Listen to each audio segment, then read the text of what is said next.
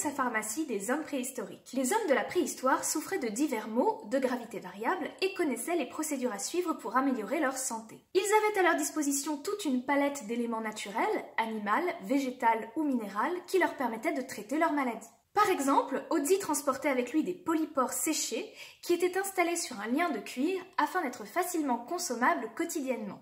Ces champignons sont connus pour leurs propriétés vermifuges. Et justement, l'analyse du corps d'Odzi nous a montré qu'il était infesté de trichines, des parasites intestinaux que l'homme peut attraper en consommant de la viande de porc, d'ours ou de phoque. Ce témoignage est exceptionnel car les végétaux se conservent rarement sur les sites archéologiques. C'est pourquoi les preuves de l'usage d'une pharmacopée préhistorique sont généralement des témoins indirects.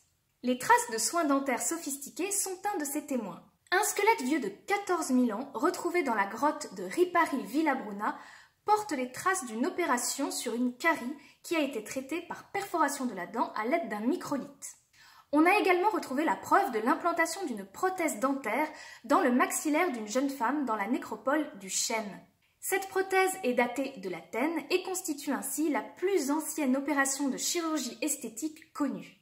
En effet, comme l'implant concerne une incisive supérieure et que la jeune femme possédait encore par ailleurs toutes ses dents, la motivation de cet implant est forcément esthétique et non fonctionnelle. Toutes ces opérations ont dû nécessiter, si ce n'est une anesthésie préalable, au moins un soin antiseptique post-opératoire, car les patients ont parfaitement survécu à ces interventions.